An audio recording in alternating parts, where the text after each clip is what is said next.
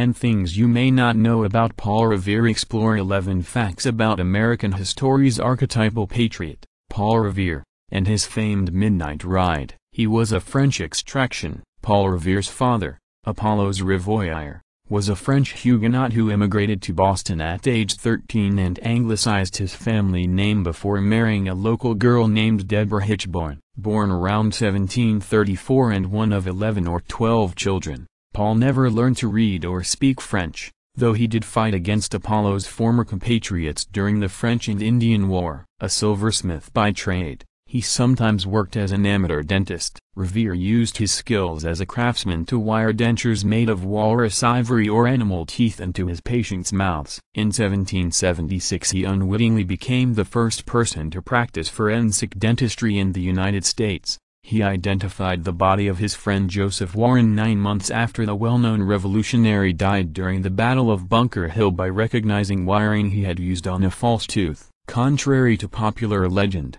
Revere did not fashion a set of wooden dentures for George Washington. He was also known for his art. When he wasn't smithing or dabbling in dentistry, the multi-talented Paul Revere produced some of the era's most sophisticated copperplate engravings, creating illustrations used in books, magazines, political cartoons and tavern menus. One of his most famous engravings is a sensationalized and propagandist depiction of the 1770 Boston Massacre, based on a painting by the Bostonian artist Henry Pelham. Its widespread distribution helped to fuel growing resentment toward the British Army and government. He led aspiring, according to the Central Intelligence Agency, Paul Revere founded the first Patriot Intelligence Network on record, a Boston-based group known as the Mechanics.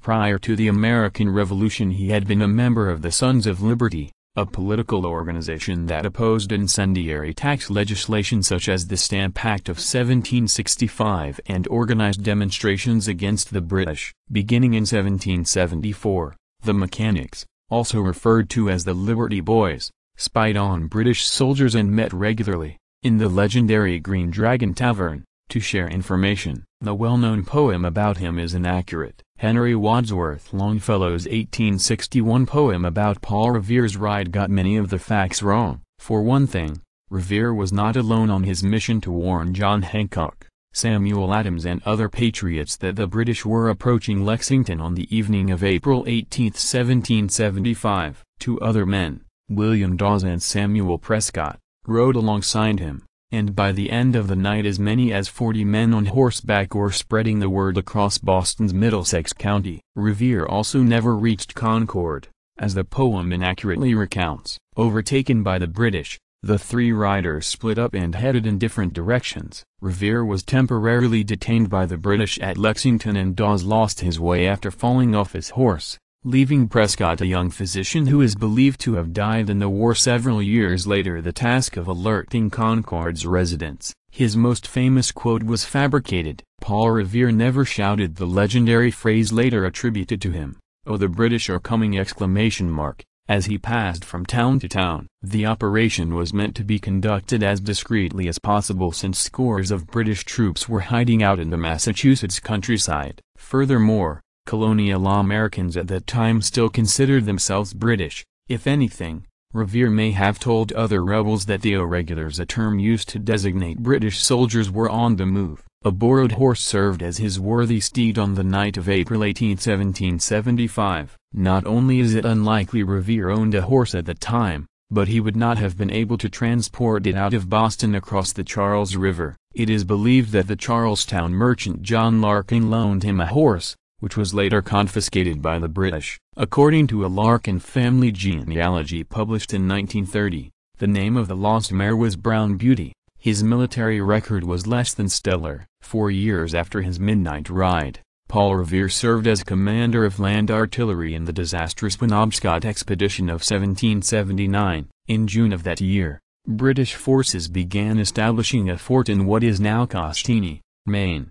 Over the next few weeks, hundreds of American soldiers converged on the outpost by land and sea. Although the outnumbered British were initially prepared to surrender, the Americans failed to attack in time, and by August enough British reinforcements had arrived to force an American retreat. Charged with cowardice and insubordination, Revere was court-martialed and dismissed from the militia. He was acquitted in 1782, but his reputation remained tarnished. He went on to become a successful businessman. After the American Revolution, Revere opened a hardware store, a foundry, and eventually the first rolling copper mill in the United States. He provided materials for the historic frigate USS Constitution, which played an important role in the War of 1812 and is the world's oldest floating commissioned naval vessel. He also produced more than 900 church bells, one of which still rings every Sunday in Boston's King's Chapel. Revere Copper Products, Incorporated, is still in operation today. He had a lot of kids. Revere fathered 16 children, 8 with his first wife,